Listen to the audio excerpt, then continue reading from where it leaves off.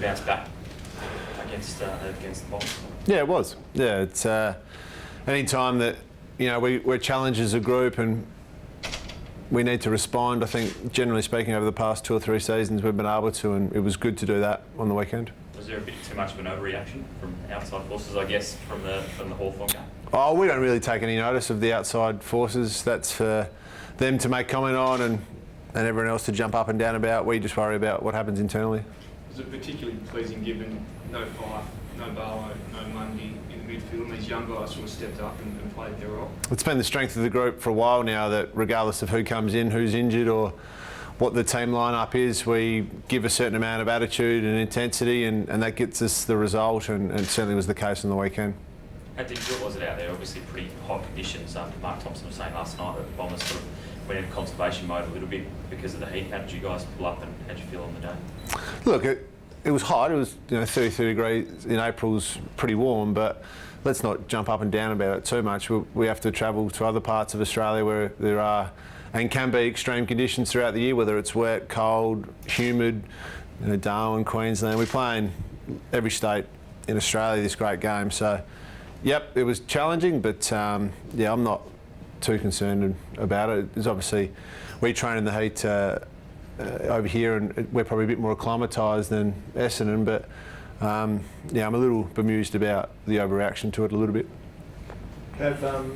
Ross said after the game that he thought you could have perhaps too much when your team's working on you to stop you kicking goals. It's good to have other goal kickers to take that. How do you feel? It must be nice to know that you're not simply seen as the focal point because you're often getting double man. We look at the grand final last year. Yeah.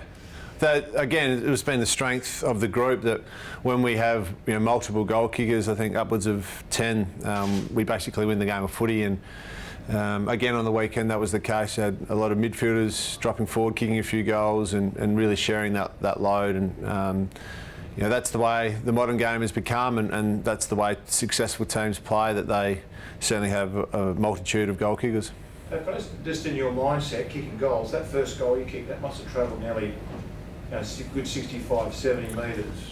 Do you like kicking from distance at set shots?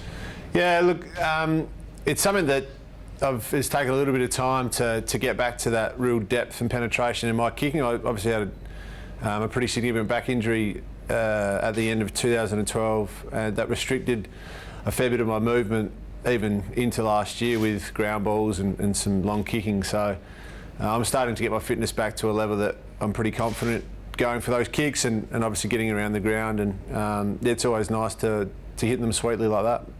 Matthew, Gold Coast into Hawthorn was a 6-day break and the performance was pretty listless. How do you manage the break differently this time, given you've got another 6 day and a 6-day after that? Yeah, intense focus on recovery and mental prep. So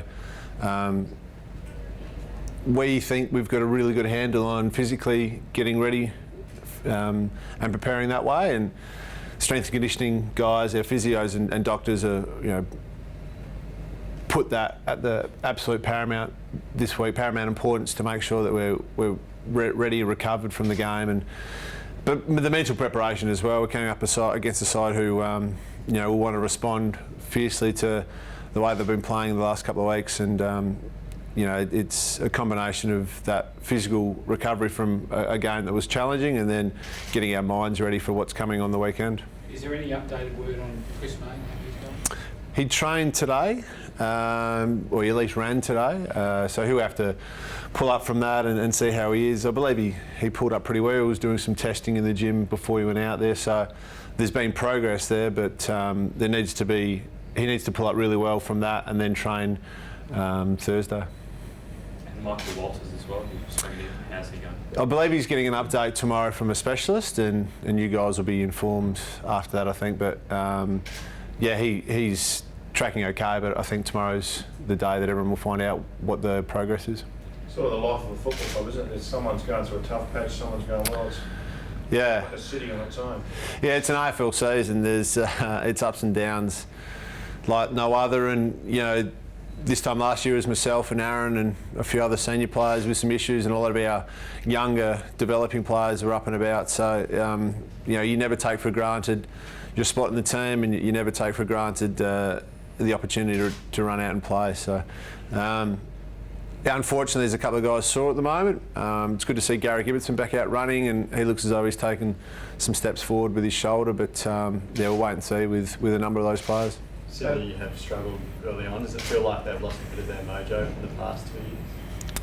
Well, I haven't really seen a lot of them, to be frank. I'll tune into them as of today and check out some footage. But clearly the results haven't gone their way. But what we do know is they've got fantastic leaders, really talented players, and we're not going to fall for Sydney aren't going that well. We respect them really highly, and I remember standing here before the prelim and knowing that they've got some terrific people at their footy club that will get them up, and I stand here feeling exactly the same about this weekend as well. Matthew, it's your 150th as captain this week. How do you feel about that milestone?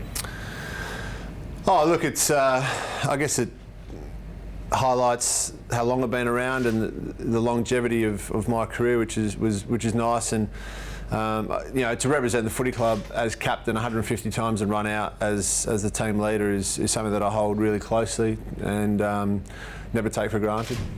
Do you enjoy it, Pat? Do you actually enjoy the job of being captain? Yeah, definitely. It has its challenges, and there's been plenty of challenges along the journey as captain. But certainly, maintaining a high level of performance, holding my teammates accountable, modelling the right behaviours, influencing guys in ways to improve has always been a strong part of leadership and my captaincy, and I think I've really developed and grown into it over the years. As captain, how do you feel about Colin Sylvia's report over the weekend and how he's gone at the club so far this season? Clearly it's disappointing that he was reported. I think there might be a hearing this evening to ascertain exactly what happens there. But look, Colin's been building over the last 3 or 4 weeks, and his form in the WAF had been solid up until the weekend. And we've sort of sat down with him a couple of times and checked in and seeing how he was tracking, and we really felt he had developed and grown. And I actually spoke to him on Friday just prior to the game saying, you obviously aren't too far away from knocking on the door, so keep playing well and keep going. And yeah, it's disappointing, but he will learn from this one and move on. Just from an outsider's perspective, how hard do you think it is for a guy who's known a system for 10 years and known a club for 10 years to make a move and come all the way over here, and how do you think he's fitted in that environment? Well, I think anyone that comes into this environment needs to buy in as quickly as they can, and Cole certainly did that. He took some time to understand exactly how we do it here and what we stand for, but certainly he's bought into that and he's going quite well. It's just disappointing a setback like that on the weekend. How have you assessed your own start to the season form-wise? Personally? Yeah. It's been solid. Hasn't been, I haven't shot the lights out. It's been, I missed some opportunities in round one, and I like to think that my effort and attitude's been there, and just be nice to finish off some of the hard work up the field. But really happy with my body's at, and feeling much better than I did this time last year. Just on your long kicking again, how you said you're a bit more free this year, how does that change the dynamic of the forward line when you do have guys like yourself who can get it from 55 metres? Well, I don't think it really changes the dynamic that much. Are you talking about where we might play, or? Yeah, or does it make it harder to defend because now they've got to defend within 60 metres rather than concentrate on? Oh, look, I think defenders these days defend all over the ground. I don't necessarily think it's within the 50-metre arc. We've got a variety of guys. It was great to see Zach Clark come back into the team on the weekend and play and strongly perform in that ruck and forward role. And given that Chris and Michael are out on the weekend, it was great to see Hayden Crozier, Josh Simpson, Lockie Neal, Daniel Pearce, a few other players get down to the forward line and pressure really well, but then release hard and score on the scoreboard as well.